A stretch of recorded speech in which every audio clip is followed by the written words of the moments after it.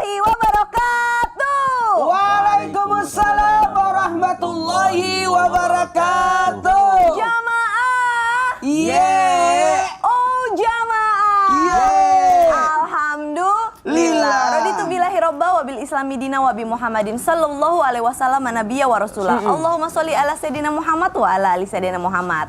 Nah, jamaah, siapa sih yang nggak pengen keinginannya itu dikabulkan segera oleh Allah Subhanahu wa taala? Pengen bebas hutangnya, pengen punya rumah, pengen punya kendaraan, pengen didekatkan dengan jodoh yang setia, yang ganteng, yang kaya. Kalau bisa pokoknya yang soleh dan segala yang baik-baik deh. Nah, katanya ada jalur cepat nih. Jalur cepatnya adalah makanya bernazar. Kalau bernazar, pasti apa yang kita minta langsung dikabulkan sama Allah.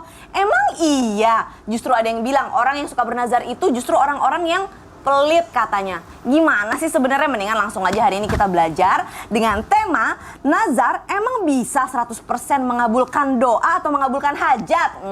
Bersama dengan guru kita ada Ustadz Maulana, Ustadz Syam dan juga Habib Muhammad. Assalamualaikum Habib. Waalaikumsalam. Masya Allah, tabarakallah. Langsung loh. Langsung apa sih? Assalamualaikum, Bib. Oh iya. Langsung mau nanyanya ke Habib dulu ya, afwan ya Ustadz Maulana ya. Bib, Langsung to the point. bener nggak sih kalau misalkan orang yang bernazar itu tergolong justru itu orang yang pelit? Kenapa sih kalau sedekah itu harus udah dikabulin dulu baru misalkan sedekah, misalkan Baik. gitu? Dan bener nggak kalau kita bernazar itu harus diucapkan atau sebenarnya dalam hati aja cukup? Mohon tausiahnya. Izin sama Maulana Syam Caca. Assalamualaikum warahmatullahi wabarakatuh. Waalaikumsalam warahmatullahi wabarakatuh. Alhamdulillahi rabbil alamin. Wa sallallahu wa sallama ala abdihil mustafal amin Sayyidina Muhammadin nurillahil mubin al-hadi ila siratihil mustaqim dil khuluqil azim nahjil gawim. Allahumma salli wa sallim wa barik alaihi wa ala alihi wa sahbihi wa man sara fi darbih amma ba'd. Dikatakan apakah orang bernazar tersebut dikatakan pelit? Maka jawabannya iya, terkategori orang yang pelit. Kenapa bisa dikatakan orang yang pelit? Anin Nabi sallallahu alaihi wasallam, maka wa naha Rasul sallallahu alaihi wasallam anin nadri. Dalam suatu hadis Rasul sallallahu alaihi wasallam mencegah, melarang. Melarang di sini bukan berarti mengharamkan. Larangan di sini Nabi sallallahu alaihi wasallam mengatakan lebih baik tidak melakukan hal tersebut. Kenapa? Innama la yaruddu syai'an. Jadi qal annahu la yaruddu syai'an. Karena nazar itu tidak mencegah sesuatu yang sudah ditakdirkan oleh Allah Subhanahu wa taala. Innama yustakhraju bihi minal bakhil.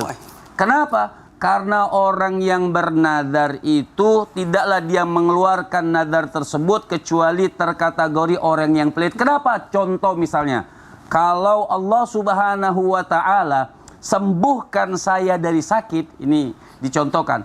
Kalau seandainya Allah Subhanahu wa taala menyembuhkan saya dari penyakit ini, saya akan sedekah. Berarti waktu dia sakit dia nggak mau sedekah.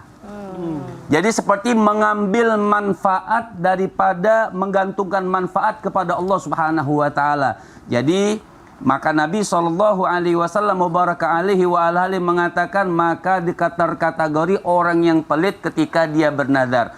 Nah, kalau ditanyakan lagi, apakah nazar tersebut harus diniatkan dengan lafaz atau cukup dalam hati saja?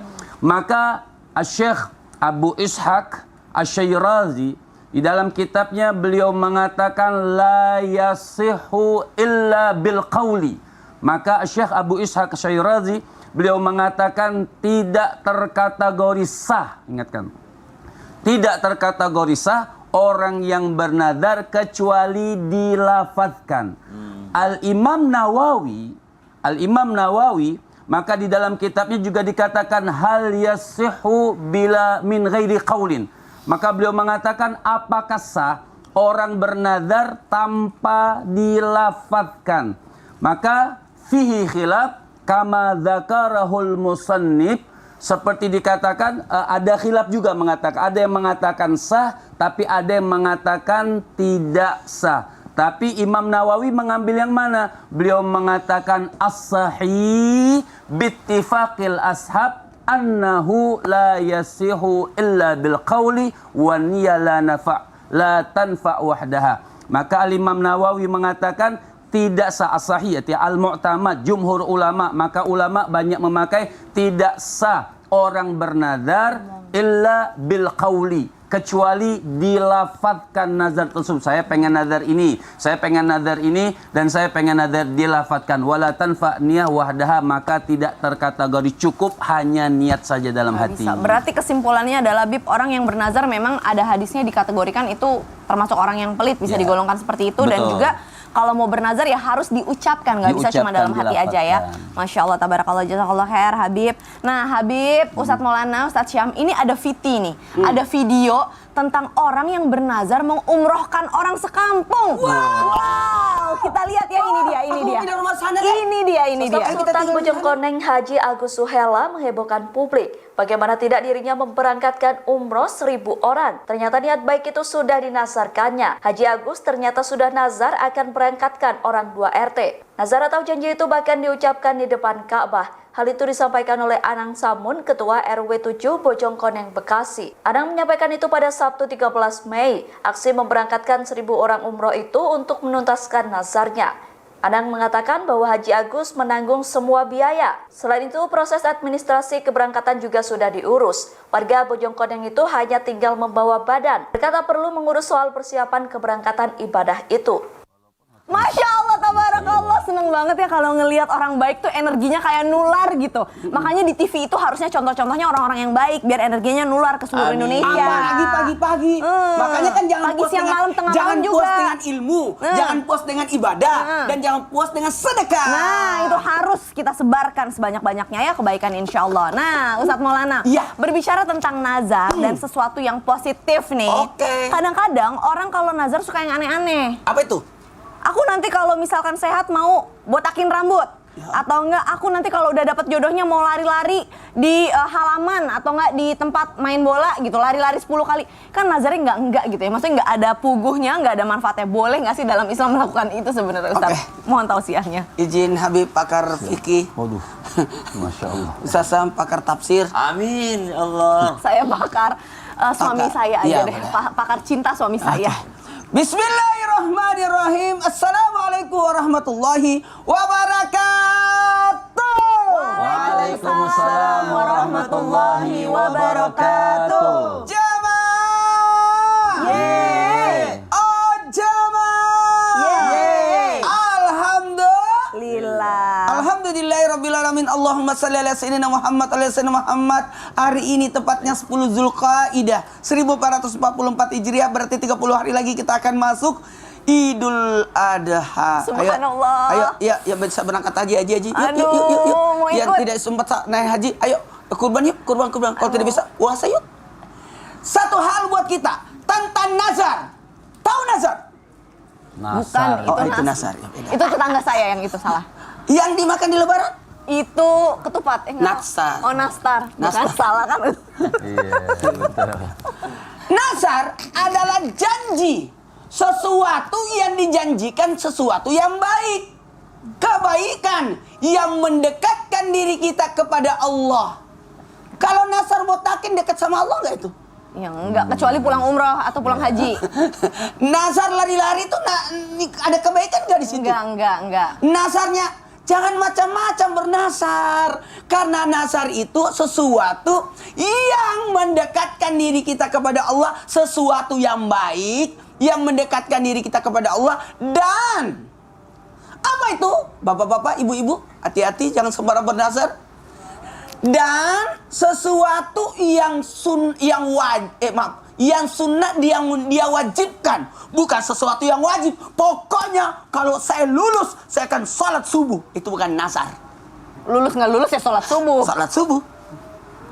Pokoknya kalau saya selesai urusan saya tok palanya. Itu bukan nazar, itu kezoliman. Jadi sesuatu yang baik, maka ada nazar mu'allaq untuk memperoleh manfaat. Jadi ada manfaatnya. Bagaimana ini? Nazar ini dengan bersyarat jika permintaannya terkabul, barulah dia taat. Makanya tadi Habib makasih banyak penjelasannya. Luar biasa, detail sekali. Maka pantas orang bernazar itu hanya dilakukan oleh orang pelit. Kenapa? Karena baru dia laksanakan setelah tujuannya terpenuhi. Bukankah kayak orang pelit? Gimana kalau kita syukuran? Kalau Itu jauh lebih baik. iya betul. Yuk, Anak yatim. anak yatim syukuran aja. Sedekah Jumat. Atau sujud syukur. Anak yatim. Udah nggak Yatim itu 17 tahun ke bawah. Kalau 17 tahun ke atas. Aku juga dong kalau gitu. Jadi sesuatu yang sunnah sesuatu yang sunnah dijadikan yang wajib. Alangkah baiknya kalau kita menjaga diri, karena mohon maaf, nazar itu, aduh, kalau dia sudah bernazar, memang hukumnya nazar itu mubah, tapi ketika sudah dinazarkan jadinya wajib. Nah, gimana kalau tidak sanggup? Makanya supaya aman, ikuti tayangan Islam itu Indah hari ini sampai selesai. Benar. Karena tidak mungkin saya bahas tinggal 1 menit. Betul. Apalagi sudah 0. Udah nol. Nanti kita bahas lagi. Masya Allah, tabarakallah, jazakallah khair Ustadz Maulana. Tadi Ustadz Maulana kan menyampaikan ya jamaah bahwa ini adalah sesuatu yang tadinya mubah atau sunnah sebenarnya, tapi jadi wajib karena kita sudah bernazar. Bahkan beberapa di kalangan ulama Ustadz Maulana itu ada yang melarang. Ini makanya aku mau nanya sama Ustadz Syam. Ada nazar yang dilarang. Ada yang melarang bernazar. Melarang nazar. Makanya nih jamaah pokoknya nonton ini harus sampai selesai karena nanti di ujungnya kita bakal memberikan Jangan kesimpulan. nonton setengah-setengah. Jangan. Nah, Ustadz Syam, ini berbicara tentang nazar. Ada orang yang sebenarnya ragu-ragu, aku mau nazar tapi nggak usah deh, aku takut. Kenapa? Kalau aku tidak bisa menjalankan, ada yang bilang katanya itu bisa membawa kesusahan atau kesulitan buat 7 turunan. Makanya beberapa ulama menyimpulkan bahwa udah deh nggak usah bernazar. Bahkan nazar itu dilarang gitu. Itu gimana sih sebenarnya dalam pandangan Islam? Mohon tausiahnya. Baik, Bismillahirrahmanirrahim. Tabi guru Ustaz Maulana Habib Muhammad, Kak Caca, serta guru-guru kami yang dimuliakan Allah Subhanahu wa taala. Alhamdulillahirabbil alamin, wassalatu wassalamu ala asyrafil anbiya'i wal mursalin sayyidina Muhammadin wa ala alihi wa sahbihi ajma'in. Asbahna wa asbahal mulku lillahi rabbil alamin. Subhanaka la ilma lana illa ma 'allamtana innaka antal alimul hakim. Rabbi shrah li sadri wa yassir li amri wahlul 'uqdatam min lisani yafqahu qawli waj'al li waziran min ahli. Amin amin amin ya rabbal alamin. Betulkah nazar itu bisa jadi dilarang? Betul. Walaupun hukum awalnya adalah mubah, tapi Nabi SAW sendiri yang melarangnya. Larangannya tidak bersifat haram, larangannya adalah bersifat makruh karena lebih baik untuk menghindarinya. Sebagaimana yang dijelaskan oleh guru kita tadi, Habib Muhammad Syahab, bahwasanya Nabi sendiri yang melarangnya untuk orang tidak melakukan ketaatan. Nanti dia melakukan ketaatan kalau sudah diberikan apa yang diinginkan dari Allah Subhanahu wa taala. Yang kedua, alasan kenapa ulama justru melarang melakukannya, karena yang awalnya tidak wajib bagi dirinya justru akan menjadi wajib bagi dirinya. Bagaimanapun, misalnya ada orang mengatakan begini, kalau saya berhasil ini ya Allah, saya akan puasa sunnah sepanjang tahun. Yang awalnya puasa itu mubah, yang awalnya hukumnya adalah sunnah, menjadi hukumnya wajib bagi dirinya karena dia telah bernazar ataupun mengikrarkan janjinya kepada Allah Subhanahu wa taala. Janji kepada manusia saja kita ingkari pasti akan ada efeknya, apalagi janji kepada Allah Subhanahu wa taala. Kalau dikatakan adakah daripada hukumannya, memang dalam Al-Quran terdapat daripada kafaratnya ataupun pembayaran dendanya yang akan dijelaskan oleh guru-guru kita. Namun kalau dikatakan betulkah orang yang tidak menjalankan nazarnya, yang memang itu sudah wajib bagi dirinya, akan menghambat rezekinya, bisa jadi kita jawab adalah betul. Kalau dikatakan 7 turunan itu cuma istilah saja, bahwasanya betul-betul akan terhalang rezekinya. Kenapa? Karena orang yang ingkar janji sesama manusia saja itu pasti akan dihindari oleh peluang-peluang bisnis. Orang yang biasanya mau kerjasama dengannya, subhanallah, enggak itu orangnya suka ingkar janji, enggak mau lagi, subhanallah. Bahkan Nabi SAW mengancam ayatul munafik salasa, ciri-cirinya orang munafik itu ada 3. Idza wa'ada akhlafa, kalau dia berjanji dia akan mengingkari janji tersebut. Nah, Kok ada orang berani-berani ingkar janji kepada Allah Subhanahu wa taala, ya, bukan hanya politikus yang ingkar janji, subhanallah, tapi ternyata ada seorang hamba yang ingkar janji kepada Allah Subhanahu wa taala, lebih berani lagi, subhanallah, lebih berani lagi. Maka subhanallah, kalau dikatakan bisa menghambat rezeki, betul-betul akan menghambat rezeki seseorang. Tapi kembali lagi, tadi dikatakan di awal bahwasanya rezeki sudah ditakdirkan oleh Allah Subhanahu wa taala. Kau bernazar tidak bernazar akan sampai kepadamu kalau itu adalah takdirmu. Kau bernazar tidak bernazar tidak akan sampai kepadamu kalau itu bukan takdirmu. Jadi jangan seakan-akan menjadi orang yang malas beribadah kalau tidak sampai akhirnya tidak beribadah kepada Allah Subhanahu wa taala. Padahal hal-hal yang disebutkannya yang awalnya menjadi mubah baginya akan menjadi wajib bagi dirinya. Berhati-hatilah kita atas janji-janji yang kita ungkapkan, atas janji-janji yang kita ucapkan, apalagi janjinya kepada Allah Subhanahu wa taala. Setelah seseorang membayar kafaratnya, maka insya Allah itu sudah melegakan dirinya. Tapi kalau kafarat yang sudah disediakan oleh Allah Subhanahu wa taala, dalam surah Al-Maidah disebutkan tidak bisa ini bayar ini, kalau kasih makan, kasih pakaian. Tapi kalau itu pun tidak dibayarkan, tidak dilaksanakan, maka pasti akan gelisah di dalam hidupnya, dan itu juga yang bisa menghambat rezeki seseorang. Wallahu taala alam. Masya Allah, tabarakallah. Tips, kalau misalkan kita berjanji jangan pas kita lagi senang. Karena kalau kita lagi senang, gampang berjanji, gampang juga mengingkari. Bener nggak? Bener nggak? Kalau berjanji itu harus berstrategi. Kira-kira bisa nggak nih dikabulin? Itu namanya orang pintar dalam berjanji. Masya Allah, tabarakallah. Pengalaman banget sih. Masya Allah, tabarakallah. Ya enggak? Terus, aduh banyak banget sebenarnya mau dibahas ya Ustadz Syam. Nanti nanya lagi sama Ustadz Syam ya, kalau kayak gitu. Terus kalau kita udah meninggal itu dihitungnya utang atau enggak? Kalau nazarnya nggak dijawab ya Kak, kalau nazarnya tidak dilaksanakan. Nah tapi ini ada juga nih tawasul nazar. Tawasul nazar tuh apa ya? Apa katanya itu lebih bagus daripada nazar? Curi-curitanya apa sih? Ini loh Ustadz, ini ada yang bilang tawasul nazar, ini katanya lebih bagus daripada nazar. Tawasul, emang iya? Gimana caranya, kapan ngelakuinnya, hukumnya apa? Terus apa yang harus kita lakukan pertama kali? Kenapa sih Ustadz? Ini kan curiosity. Apa? Curiosity. Aduh, susah nyebutnya. Keingintahuan, curiosity. keingintahuan. Ya. Gini, ada banyak yang ditanyakan Caca, tapi kayaknya kalau dijawabnya setengah-setengah. Begini aja. Gimana kalau kita jawab setelah yang satu ini? Kita tanya langsung kepada guru. Oke, jangan kemana-mana, tetap di Islam itu Indah. Jamaah. Alhamdulillah. Jadi gimana? Makanya Ya, ini ya, gimana kita coba tawasul nazar ini?